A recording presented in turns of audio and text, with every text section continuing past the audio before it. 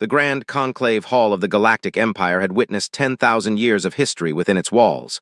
Wars had been declared here. Species had been welcomed here. And once, only once in the darkest chapter of galactic memory, an entire civilization had been erased from existence by a vote taken in this very chamber. The walls remembered everything. The walls had seen everything.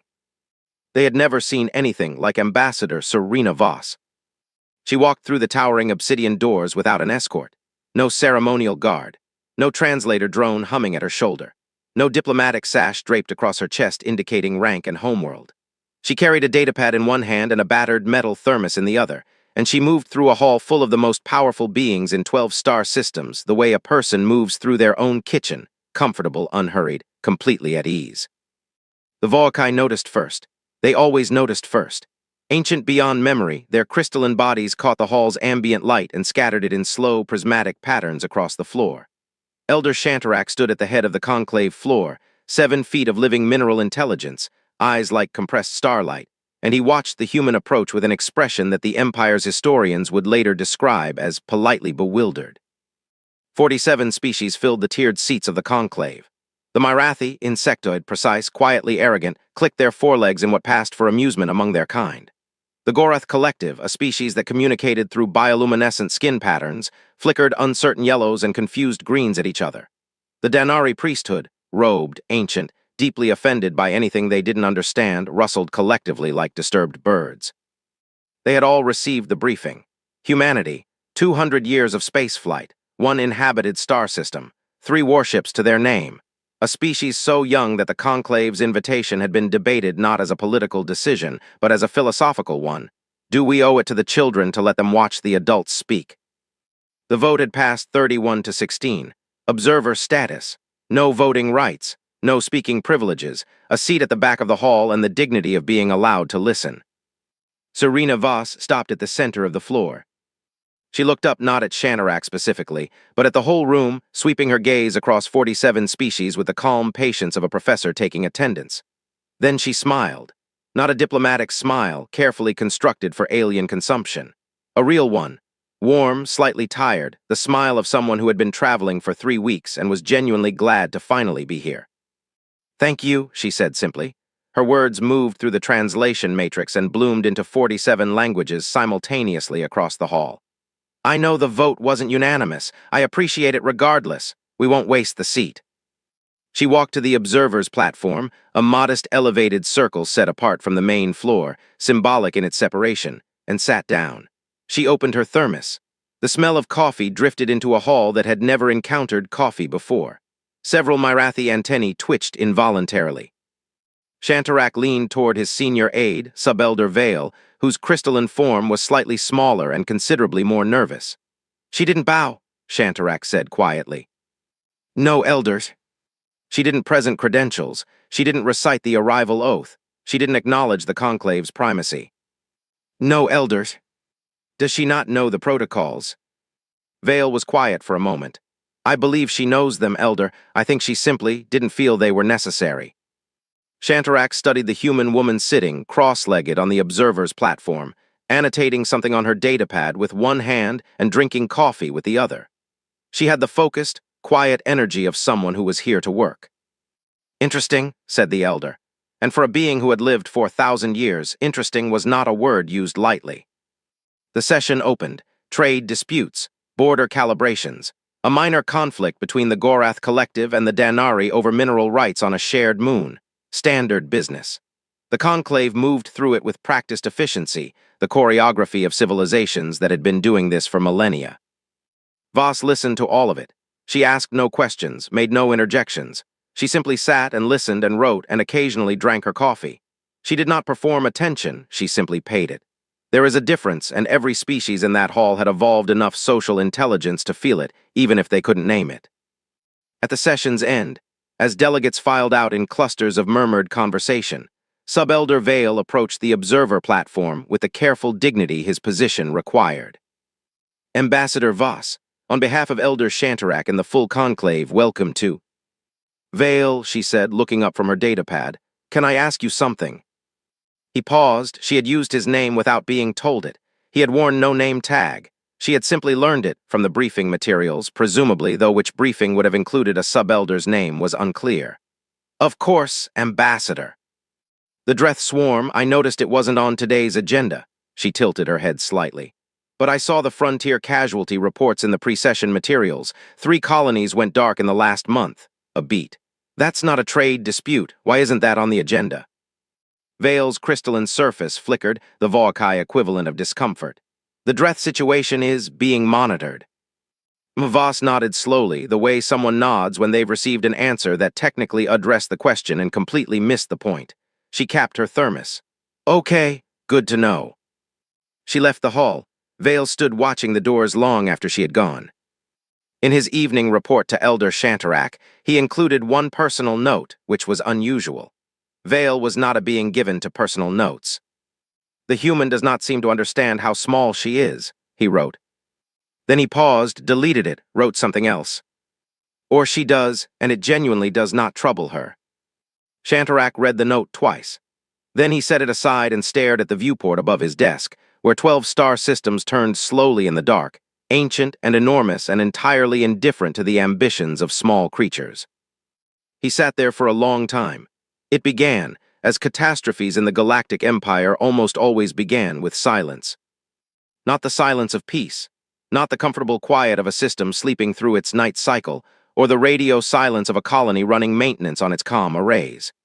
This was a different silence entirely, the kind that has weight to it, the kind that presses against the ears of every communications officer who encounters it, and makes them check their equipment 3 times before they dare report it to their superior.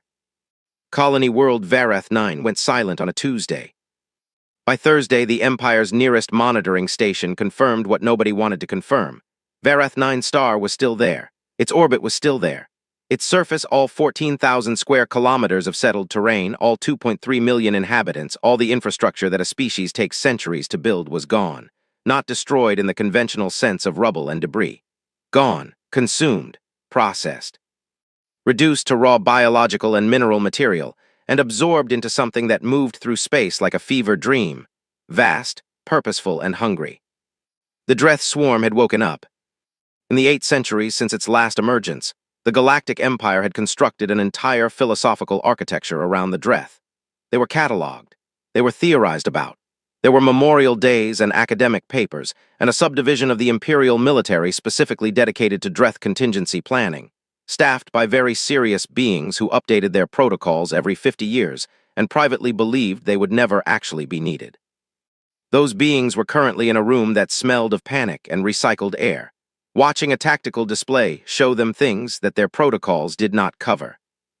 The Imperial Response Fleet, 340 vessels, the finest warships the Empire had constructed in the modern era, had arrived at the Dreth front 9 days after Varath 9 went dark. The battle lasted 4 hours. At the end of those 4 hours, 71 ships had returned.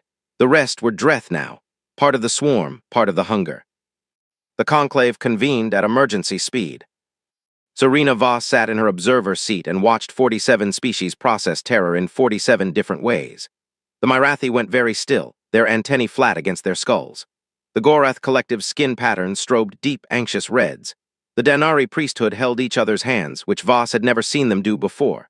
Even the Vaukai, ancient, composed, crystalline in temperament as much as biology, seemed somehow dimmer, as though distress had reduced their internal light. Shantarak presented the strategic options with the composure of a being who had rehearsed this moment for 4 centuries and still found it terrible.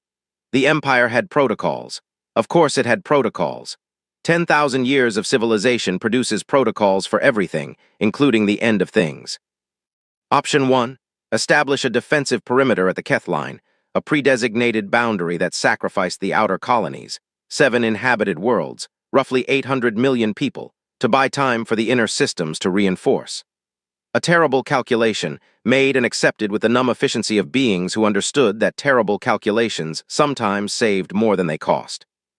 Option 2, deploy the resonance array, an ancient weapon of considerable destructive power that the Empire maintained at great expense and had never fired, which was a sentence that should have been more alarming to everyone than it apparently was.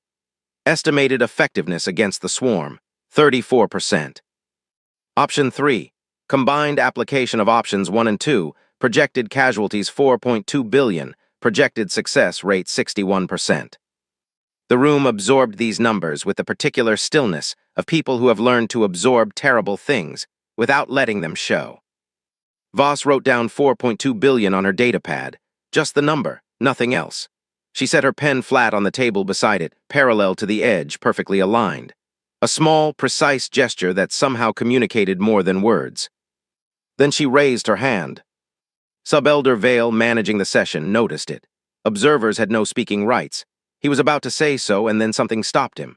Perhaps it was the look on her face, not distress, not fear, something focused and very, very calm. He looked at Shantarak. The elder gave the smallest possible nod. "The human observer is recognized," Vale said, and across the hall things stirred. Voss stood. She didn't move to the speaking floor. She knew better than to push that far. She spoke from her platform. "How long does the swarm take to reorganize between engagements? After the response fleet engagement, what was the recovery interval before it moved again?" Silence. A general checked the tactical data. "Approximately 40 hours. She nodded. She seemed to be calculating something. "And the swarm's attack pattern, it's consistent. Same formation logic it used 8 centuries ago." "Broadly, yes. The Dreth do not significantly alter there." "We'll handle it," Voss said. The room didn't react for a full 3 seconds. Then it did all at once from every direction.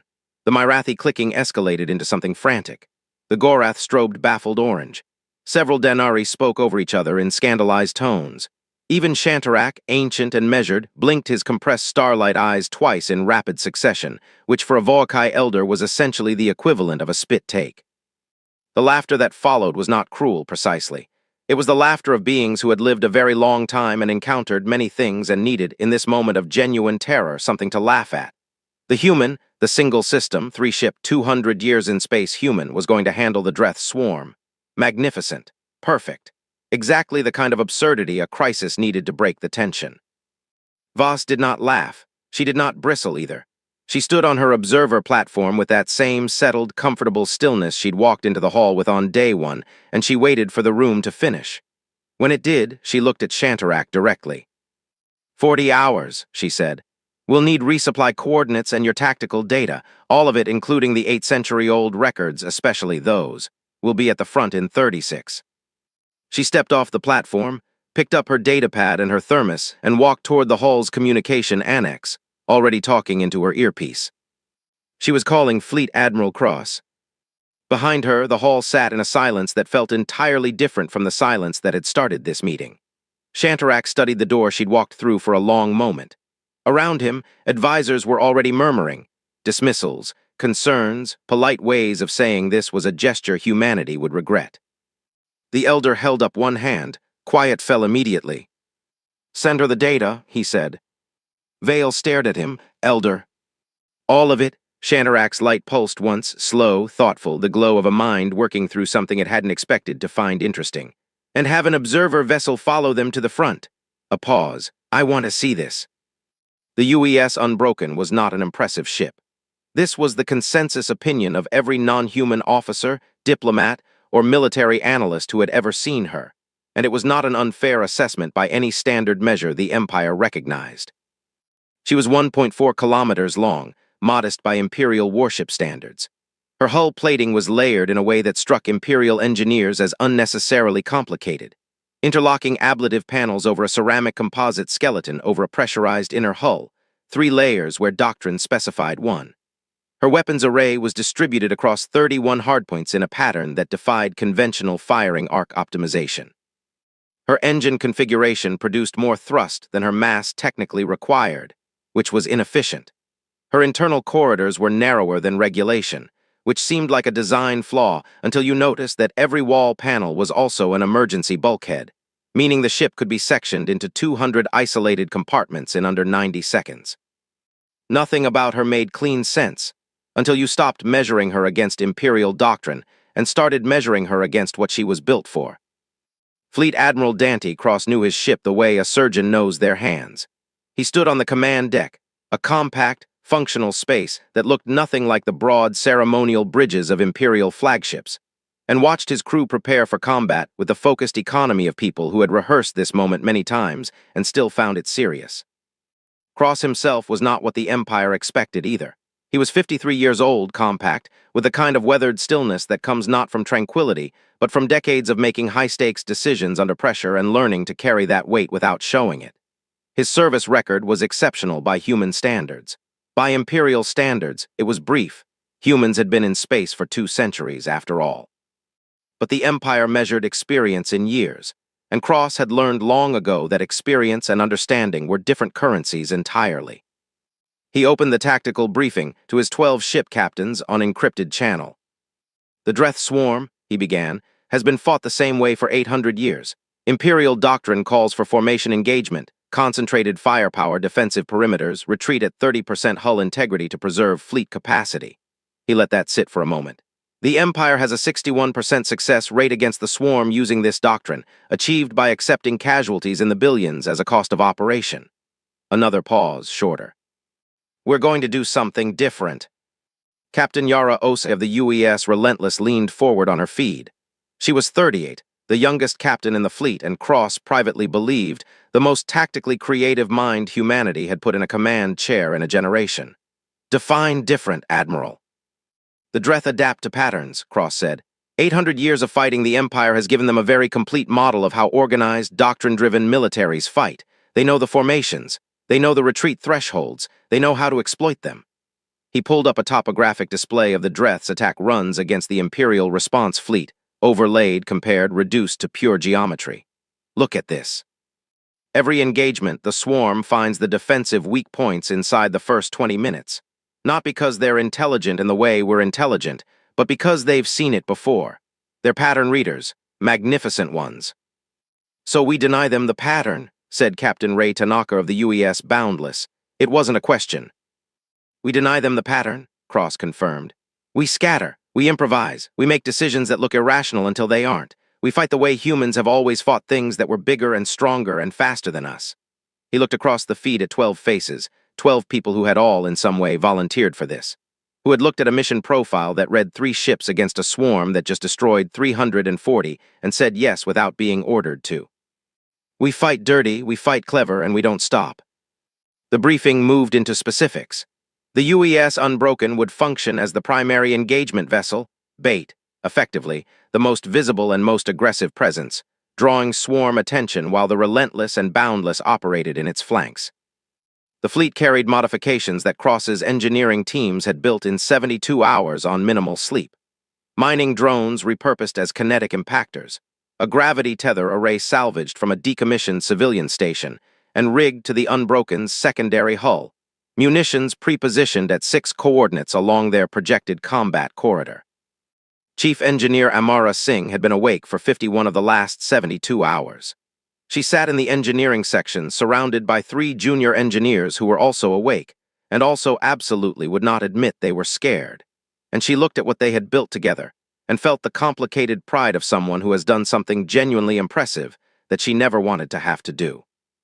"The tether array is going to tear the secondary hull mounting if we fire it more than twice," she told Cross directly. "How confident are you in twice?" he asked. She thought about it honestly. 90%. "That's enough." He meant it as a compliment, and she took it as one. In the medical bay, Dr. Priya Akafer, 31 years old, 2 years out of residency, who had joined humanity's space fleet because she wanted to see the galaxy and had not sufficiently imagined what seeing the galaxy might involve, was prepping trauma stations in a focused silence that she would later describe as the most present I have ever been in my life. She had trained for combat medicine. She had not trained for the Dreth Swarm. Nobody had. She decided that training was preparation, and preparation was all you could ask of anyone, and she got back to work. In the mess hall, functioning, because Cross believed that people who were about to do something very difficult deserved a hot meal. A cook named Petro Vasil was making his grandmother's borscht from reconstituted ingredients with the precise, loving attention of a man who understood that ritual matters, that the human brain needs familiarity before it goes somewhere unfamiliar, that a bowl of something warm and red and tasting of home is not a small thing when tomorrow is uncertain. The ship's linguist, Dr. Sira Moon, was in the science base studying the 800-year-old Dreth engagement data with an intensity that had nothing to do with her job description and everything to do with who she was, someone who, when confronted with an unknown, reflexively tried to understand it. She was mapping Dreth attack geometries and finding patterns that looked almost like language, and making herself not get too excited about that because there was a battle first. On the command deck, Cross looked at the stars ahead of them, at the navigational data that showed the Dreth's projected position, at the 40-hour clock counting down, and he thought about something his father had told him when he was 9 years old and afraid of the bigger kids at school. "You're not going to be bigger, Dante. You're not going to be stronger, so you'd better be smarter and meaner and more willing to get back up than they are." He'd been 9. It had seemed like survival advice. He was 53 now, commanding humanity's entire military fleet against something that had consumed worlds, and it turned out it was the same advice. "All stations," he said into the shipwide comm. His voice was calm, not falsely calm, actually calm, the way a person is calm when they have made their decision and accepted what it costs and moved through fear into something harder and cleaner on the other side. "This is the Admiral. In 6 hours we engage the Dreth swarm. I won't pretend this is routine. It isn't. A beat. But I'll tell you what it is. It's us, doing what we've always done. What our whole species has always done, since the first one of our ancestors looked at something that could kill them and decided to figure out how to kill it first." He looked out the viewport at the dark. "We are very good at this. Let's go remind the galaxy." The UES Unbroken cut forward into the black, and in the Imperial observer vessel following at a careful distance, a Volkai officer quietly began recording. The Dreth swarm was not beautiful, exactly, but it was immense in a way that had its own terrible grandeur, the kind of scale that compresses the human chest and empties the human mind of language, that makes the eyes work hard just to process the edges of what they're seeing. It filled the forward tactical display of the UES Unbroken like weather. Not like a fleet, not like an army, like a climate. 3,000 individual biovessels, each one a living thing, grown rather than built, somewhere between 100 and 400 meters in length, moving in a collective drift that had no obvious command structure and therefore no obvious command structure to target. They pulsed with internal bioluminescence, slow rhythmic waves of blue-green light that moved through the swarm like breath, like a heartbeat, like the slow tide of something that did not experience urgency because urgency was a concept for things that could be outrun. The Imperial observer vessel stopped at the edge of sensor range. Its captain, a Volkai named Coherent Pattern in Stillwater, which translated roughly but imperfectly as Stillwater, sat at her command position and looked at her displays and said nothing for a very long time. 3 human ships flew forward into that. "Contact in 4 minutes, Cross said. His voice was level. Around him, the command deck had achieved a particular quality of silence, not absence of sound, but disciplined focus, every person present narrowed to their function, stripped of everything except the task. "Scatter formation on my mark. Relentless, you have the eastern flank. Boundless, western. Remember, no formation holds for more than 90 seconds. You become predictable at 90 seconds. "Copy that," said Osai from the Relentless. She sounded like she was looking forward to it, which Cross took as a good sign. The swarm detected them at 3 minutes out. This was visible in the tactical display as a slow, fluid reorganization of the outermost Dreth vessels, not an aggressive turn, more like an eye-opening, an awareness shifting. 3,000 creatures becoming 4,000 eyes pointed in one direction. "They see us," said Tactical Officer Lieutenant Ramai Dubois, age 26, hands absolutely steady on his console. "Good," Cross said. "Let's make sure they're looking." At 90 seconds to contact, Cross said mark, and the 3 human ships did something no Imperial vessel had ever done in the history of Dreth engagement. They separated, not tactically, chaotically. Relentless veered hard to port and angled down relative to the Ecliptic. Boundless went high and right.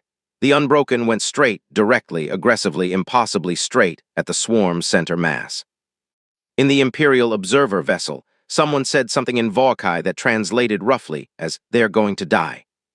Stillwater didn't respond. She was watching. The Unbroken hit the swarm's outer edge at combat speed, and the world became noise. Dreth biovessels peeled toward it from 3 directions simultaneously. The swarm's standard response, an enveloping motion, beautiful in its efficiency, devastating against anything that tried to hold a line. The Unbroken didn't hold a line. Cross rolled the ship, a full axial roll that no Imperial captain would have ordered because it exposed the belly plating. Fired a spread of kinetic rounds that didn't target individual vessels but disrupted the spacing between them, forcing Dreth bioships to redirect to avoid collision with each other. And then he decelerated. In space combat, deceleration is not a common tactic. Space combat doctrine is built around momentum, around vectors, around the predictable physics of objects in motion. The Unbroken bled velocity in a controlled braking burn that cost them tactical speed and looked completely insane to anyone watching from outside.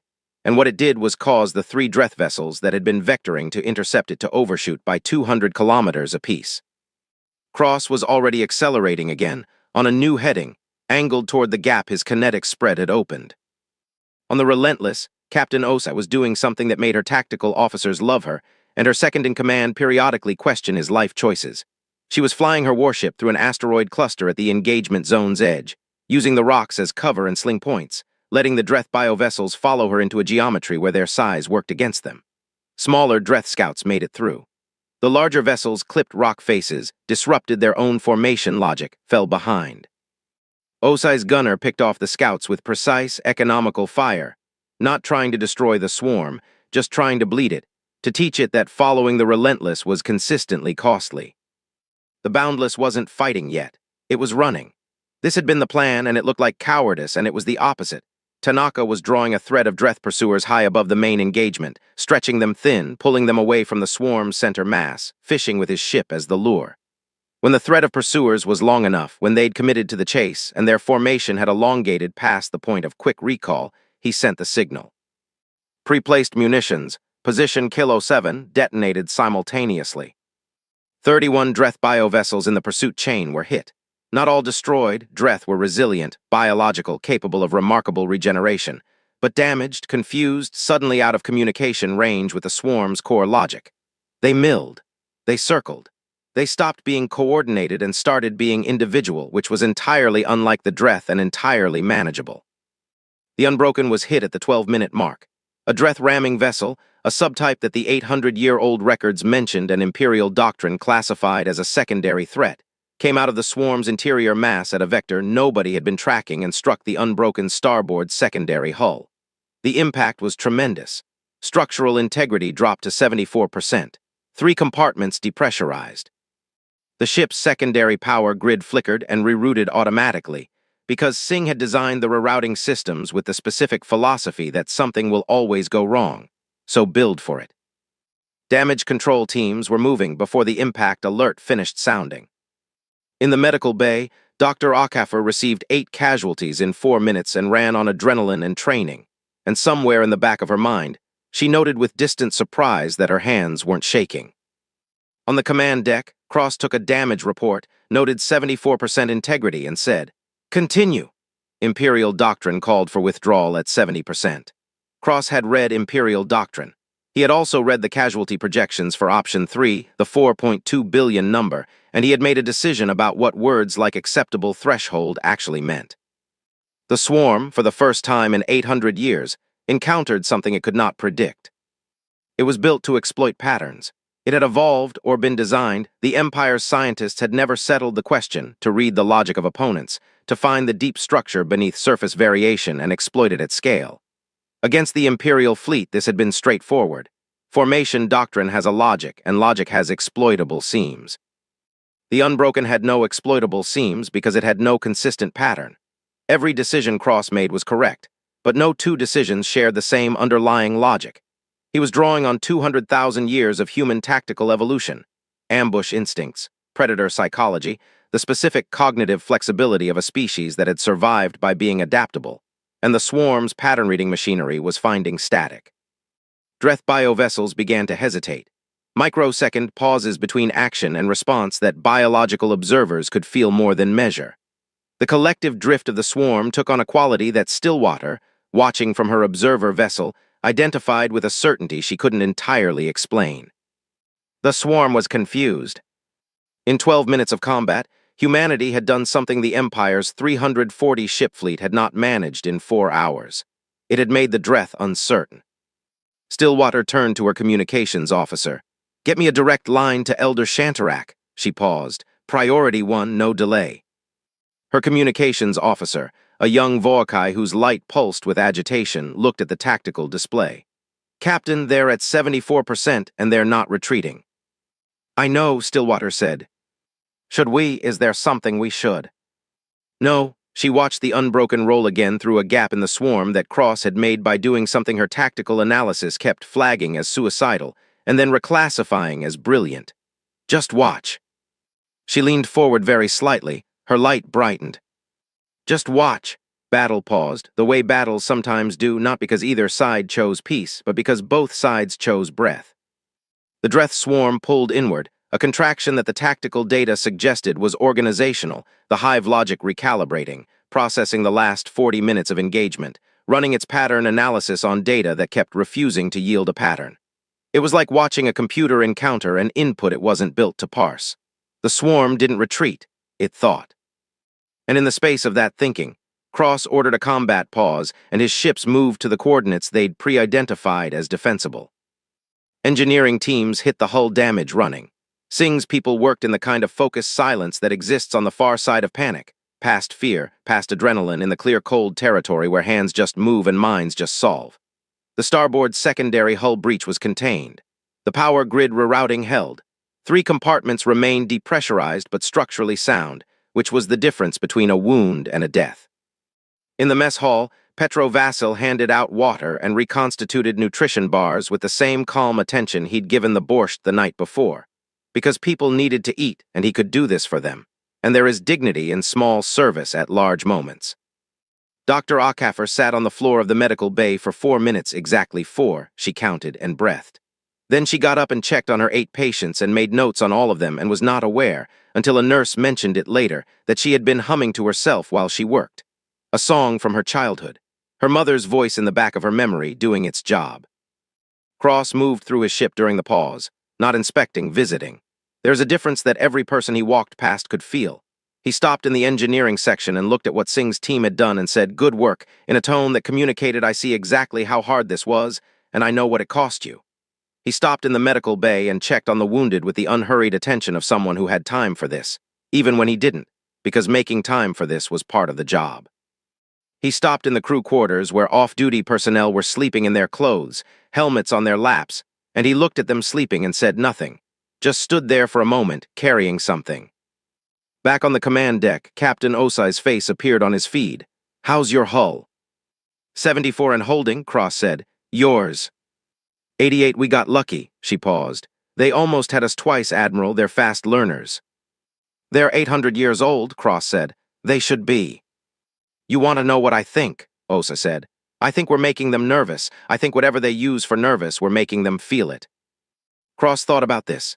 He thought about the hesitation his tactical officer had flagged, the microsecond pauses, the reorganization that looked less like strategy and more like doubt.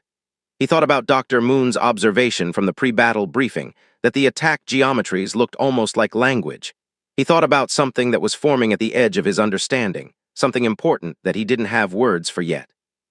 "Maybe," he said, "get some rest, 40 minutes.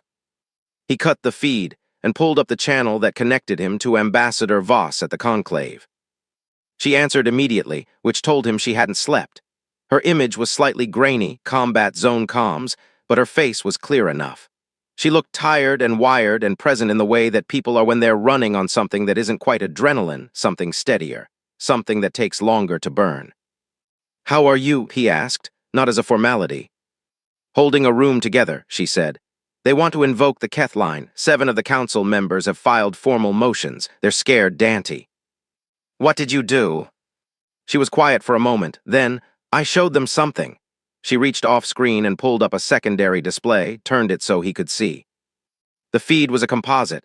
Earth, Mars, Luna Station, the outer colonies. Every human settlement in the system, all of them tuned to the battle broadcast that the Imperial Observer vessel was transmitting. The image was enormous in scale, hundreds of millions of people, billions of viewpoints, and what it showed was not what Cross had expected. He'd expected worry, maybe fear, public messaging campaigns to manage civilian panic maybe, reassuring statements from officials. The careful, managed response of a government that understood that its entire military was engaged in a battle it might not survive. What he saw instead was life. Cities fully awake at 3 a.m. local time because nobody had gone to sleep. Screens on in every window, every face turned toward the stars. An old veteran sitting in a lawn chair outside his apartment complex on New Helsinki, watching the battle feed on his tablet with a cup of something hot. And on his face, an expression Cross recognized immediately and couldn't have explained to anyone who hadn't seen it. The expression of someone watching their people do something they'd always known their people could do. pride mixed with something fierce and private. Children had made drawings. This detail arrived in Cross's chest like a physical thing, thousands of children who should have been asleep, who had apparently convinced or evaded their parents, who had drawn pictures of 3 ships fighting something enormous and dark. The drawings were on windows, on walls, posted online in floods, and they were not frightened drawings. They were hopeful ones. The ships were drawn big and bright, and the Dreth were drawn as something that could be beaten. Because when you are a child, you understand, at a level below logic, that your people will not simply stop. Cross looked at this for a long time without speaking. "They're all watching," Voss said quietly. "They can't do anything, they can't help, so they're watching, and that's—" She stopped, found the words. "That's what we are, Dante. That's what I keep trying to make Shantarak understand. We don't watch from behind walls, we watch together. Even when there's nothing to do, we're together." She had used that image in the conclave chamber. She had turned her terminal to show Shantarak the feed without announcement, without preamble, without anything except the images themselves. Billions of humans, awake in the dark, watching 3 ships fight. No panic, no riots, no collapse, just collective presence, people refusing to be separated from the moment even by the barrier of distance and helplessness.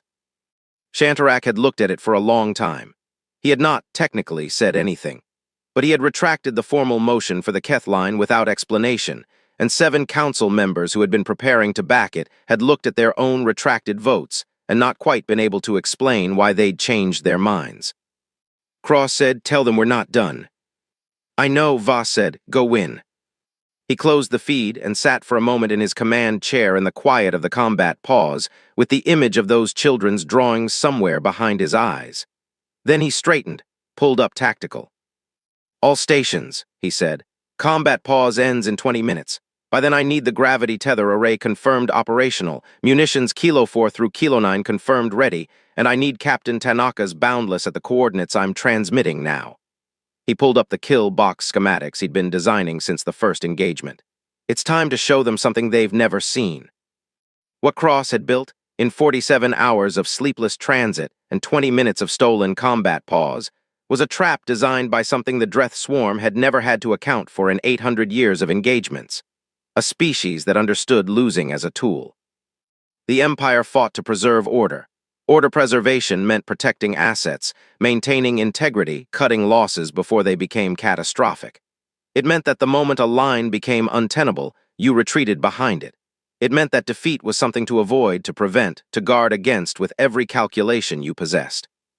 Humans and Cross understood this in the marrow of his bones, in a way that only 800 years of military history could teach, had a different relationship with losing. Humanity had lost catastrophically, repeatedly, throughout its entire existence. Lost battles, lost wars, lost cities, lost civilizations. And what it had learned from losing over and over across 10,000 years of recorded conflict was that losing ground was not the same as losing. That retreat was a weapon. That showing an enemy your weakness could be the most dangerous thing you ever did to them. He was about to give the swarm the most irresistible thing he could offer. He was going to let it win. Cross pulled his entire fleet back. All 3 ships in full visible retreat, not a tactical repositioning, not a feinting withdrawal, but the real thing, the recognizable signature of forces that have decided to run. It was performed with the precision of a stage production, because precision was required. The Dreth read patterns, and the pattern of retreat had to be clean and clear and completely convincing. The Unbroken led it, still trailing the damaged signature of the starboard hull breach, still showing the power fluctuation that Singh had been ordered to stop masking. Let them see the weakness, Cross had told her, and she'd understood immediately, repatching the masking systems with the specific resignation of an engineer removing safety equipment. Relentless followed, pulling back from the asteroid cluster on a heading that left a clear pursuit corridor. Boundless fell in behind, engine wash bright and obvious, a bird trailing a broken wing. The swarm moved. It didn't rush, it never rushed, the swarm, that was one of its most terrifying qualities. It advanced with the measured confidence of something that had done this before, that knew what a retreating fleet looked like, that recognized the shape of victory gathering at its edges. Biovessels reorganized into the forward sweep formation that the historical records showed it used for pursuing engagements. It was, Cross noted from his tactical display, identical to the formation it had used in the historical records from 800 years ago. 8 centuries of learning and the swarm had never needed to change this particular pattern, because this particular pattern had always worked. Until now, the three human ships drew the swarm's forward mass into a corridor 300 kilometers long and 40 wide, running between a debris field on the eastern flank and a gas cloud on the western. The swarm filled the corridor the way water fills a channel, naturally, efficiently, following the physics of least resistance, because the physics of least resistance was being carefully shaped by three ships that knew exactly where they were going. At the 200-kilometer mark, Cross fired the gravity tether array. Singh had said twice, 90% confidence. The array fired once and performed flawlessly, a directed gravitational pulse that seized the gas cloud on the western flank and compressed it, rapidly, into a dense plasma column that expanded laterally across the corridor's western third. Dreth biovessels in that third were hit by ionized gas, moving at a speed their hull biology hadn't evolved to handle. 40% of the corridor's western mass was suddenly damaged, disoriented, burning in colors that registered on every display in the region. The pre-placed munitions at Kilo 4 through Kilo 9 detonated in sequence, not simultaneously, but in a rolling chain that moved back to front along the corridor, each explosion calibrated to the spacing of the swarm's formation, each one hitting the maximum density of biovessels that its spread could reach. The math behind the placement was the work of 3 people over 47 hours. Cross, Osai, and an AI targeting system that Dubois had been feeding Dreth positional data to since the transit. The result was not maximum destruction. Cross had not designed it for maximum destruction. He designed it for maximum disruption, for chaos, for breaking the Hive Logic's ability to process the engagement coherently. It worked. In the Imperial Observer vessel, every display lit simultaneously, and Stillwater stood up without deciding to. Around her, her crew was on their feet as well. Nobody had ordered this. It simply happened, the body responding to something the mind hadn't fully processed yet. The swarm's forward mass, the 2,000 biovessels that had committed to the pursuit, was in chaos, not destroyed. Damaged, confused, communication broken, their collective logic fragmenting into individual reactions that pulled in competing directions. The beautiful coordinated drift that made the swarm so devastating had become a turbulent mess of injured animals with no shared understanding of what had just happened. And then Cross ordered the Unbroken to turn around. He flew it back into the chaos. Not carefully, not at a distance, not with the measured engagement parameters that Imperial doctrine prescribed. He flew it straight back in at close range, and he began doing something that would appear in tactical analyses and military history texts for the next 300 years. He was studying them. Drones launched by the hundreds. Small, fast, disposable, Singh had built 400 of them from repurposed materials during the transit. Another all-night project that nobody had specifically ordered, that she had simply done because the mission profile had implied it might be needed, and she was someone who solved implied problems. The drones flooded the chaos of the wounded swarm, scanning, sampling, transmitting biological data back to Dr. Moon in the Science Bay at a rate that Moon later described as like trying to drink from a fire hose. But I have never been happier. Cross was winning a battle and doing science, simultaneously, with the same vehicles on the same timeline with the same people. The Relentless came in from the eastern flank, the Boundless from above. They moved through the wounded swarm with the controlled precision of the corridor fight stripped away. Now it was individual engagements, picking off isolated and damaged biovessels, disrupting attempts at reformation, denying the swarm's hive logic the breathing room it needed to reassemble coherence. 12 minutes.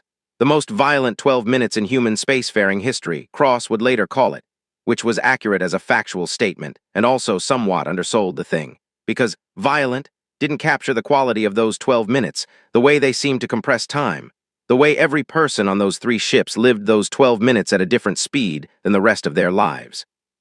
The swarm contracted. It pulled back its wounded elements with the efficiency of something that had survived catastrophe before and knew how to protect its core. It was not a rout, the swarm did not rout, but it was a withdrawal.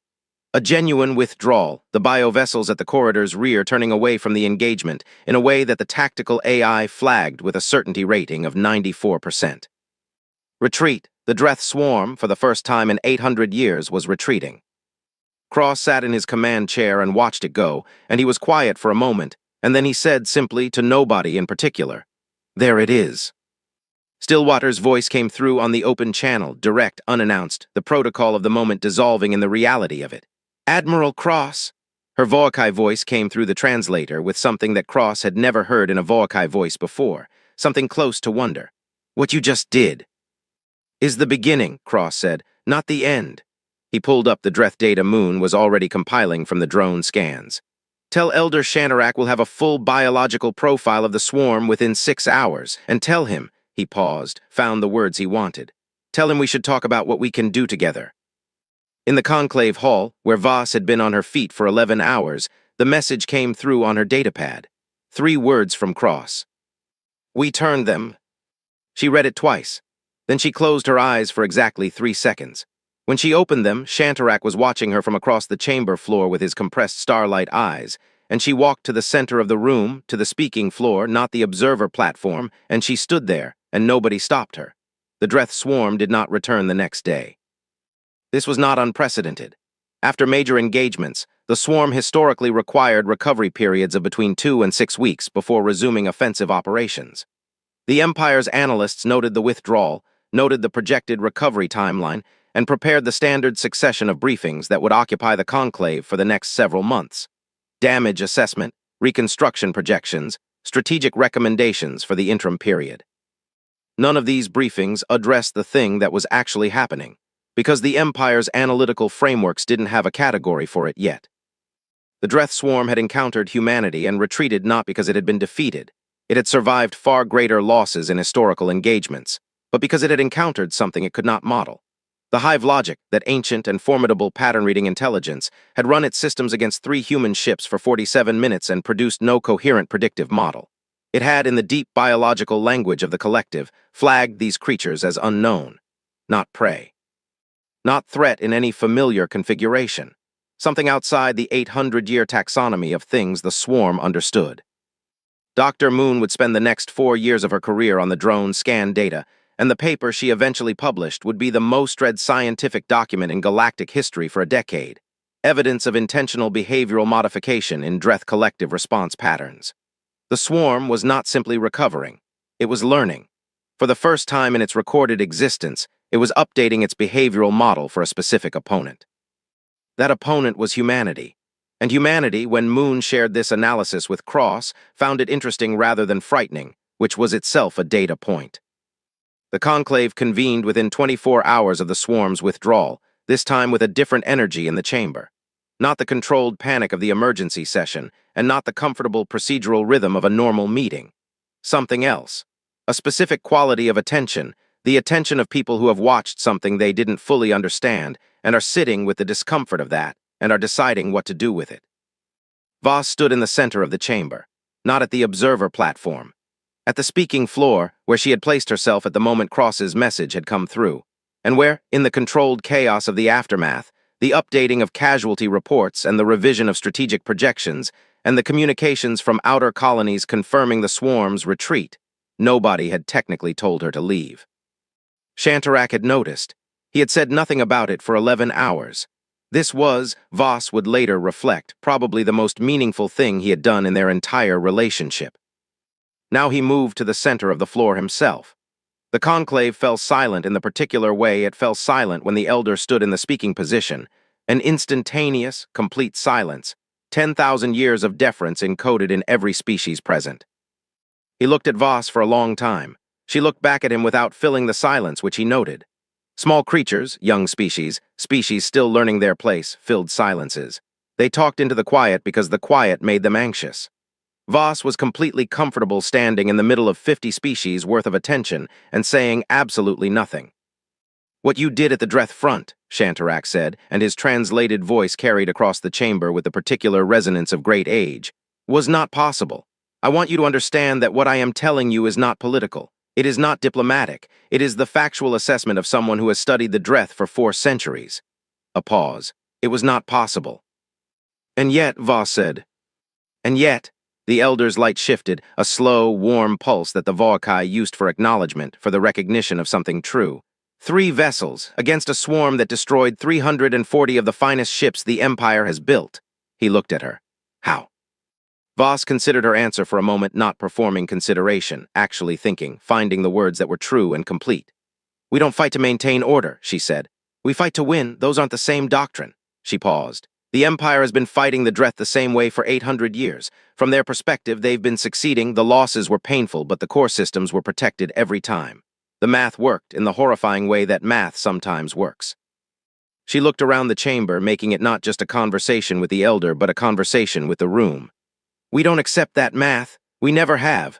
We look at a problem and we don't calculate the acceptable losses. We calculate how to make the losses unacceptable. Not our losses. Theirs. The chamber was deeply quiet, not the respectful quiet of politics, the actual quiet of people thinking. And now, Shantarak asked, the swarm learns Moon's preliminary data is already circulating. The Dreth are adapting to you specifically. He looked at her steadily. Does that not concern you? Voss smiled, the real smile, the tired one, the one that had walked into this chamber 3 weeks ago without ceremony and drunk coffee and taken notes. Elder, with respect, we've been the most dangerous thing in every room we've ever entered. Something learning to adapt to us just means it's paying attention. The smile remained. We're used to being paid attention to. Around the hall, things stirred. The Myrathi clicked in what was Voss had learned, their version of surprised appreciation. The Gorath strobed colors she hadn't seen from them before, colors that the translation matrix identified with some uncertainty as reassessment. The Danari were still. They were looking at the human woman on the speaking floor with an expression that crossed every species barrier. They were looking at her the way you look at something you have badly underestimated. Shantarak moved then, a formal gesture precise and deliberate that Voss recognized from the briefing materials as the Elder's acknowledgement of equal standing. Not performed for the room, actually meant. The conclave is in your debt, Ambassador Voss. The question of what form that debt takes is before us. He spread both hands, the Voakai gesture of open accounting. What does humanity want? Voss stepped forward. A seat at the table, a real one, full membership, full voice, full standing, not an observer's platform. She held his gaze. We've earned it. You have, he said simply. And I need you to understand something else. She let the pause be exactly as long as it needed to be. What you just saw, 47 minutes at the Dreth front, 3 ships, the tether array, the corridor trap, all of it. She looked at him. At Shantarak, 4,000 years old, who had seen the galaxy change in ways she couldn't imagine, who carried the memory of civilizations that no longer existed. That was us being careful. That was us with 2 centuries of space flight, and 3 ships and equipment we built on a 72-hour deadline. She let that sit. You haven't seen anything yet. The silence that followed was absolute. The kind of silence that has texture. The kind that a species like the Voakai, 4 millennia deep in galactic politics, knows how to read. And what this silence said was that every species in that chamber was running the same calculation simultaneously. And the calculation was producing the same answer. And the answer was restructuring something fundamental in their understanding of the galaxy they thought they knew. In the back of the chamber, a Myrathi diplomat's antennae were completely still. The Gorath collective had gone white. A color none of Voss's briefing materials had documented, a color that may not have existed in the Gorath palette before this moment.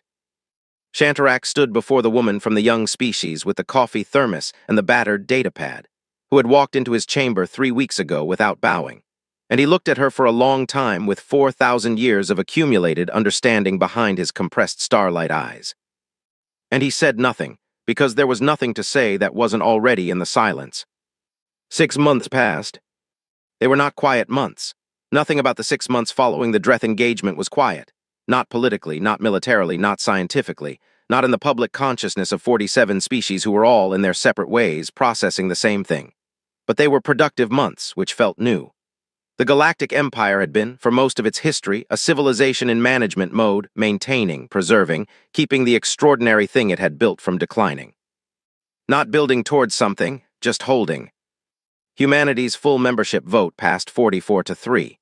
The 3 dissenting votes were the Danari priesthood, who cited tradition, a minor species called the Vel who nobody paid much attention to, and one Myrathi faction whose opposition was widely understood as not ideological but negotiating.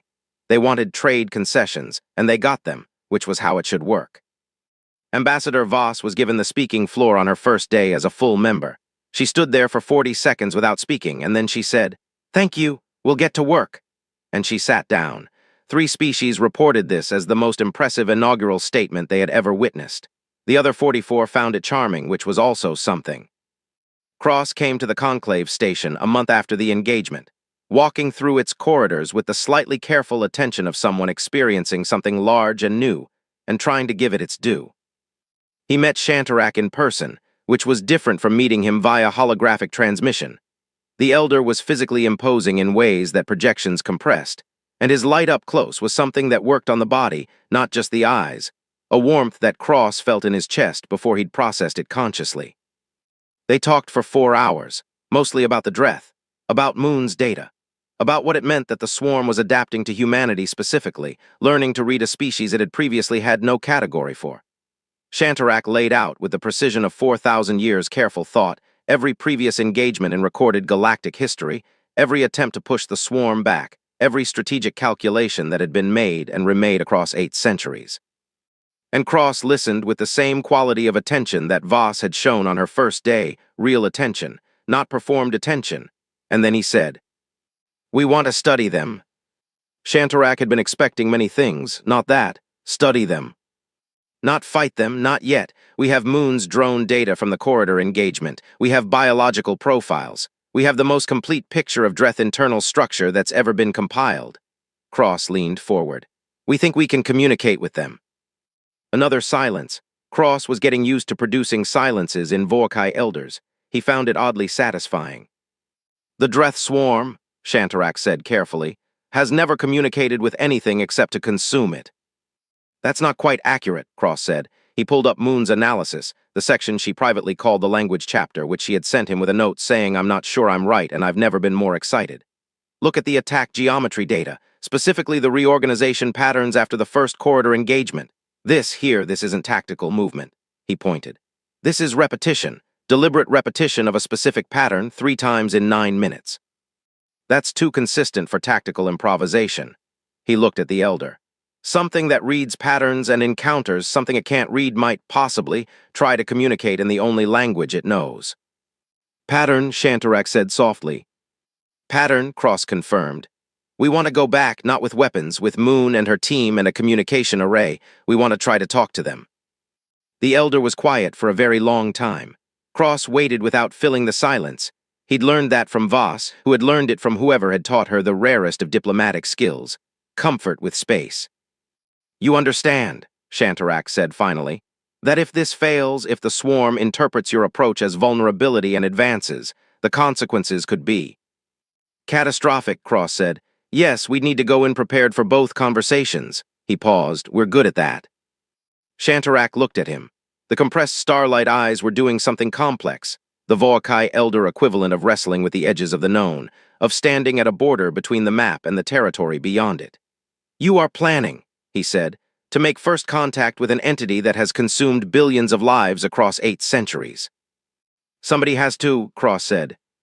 Back on Earth in a schoolroom in Nairobi, a teacher named Ayana Achieng was holding a drawing that a 9-year-old student named Jomo had made. It showed 3 ships fighting a great dark cloud. The ships were winning. But in the corner of the picture, in Jomo's careful, serious handwriting, was a speech bubble coming from one of the ships. We can talk. Yana put the drawing on the classroom wall, next to the window that looked out at the stars.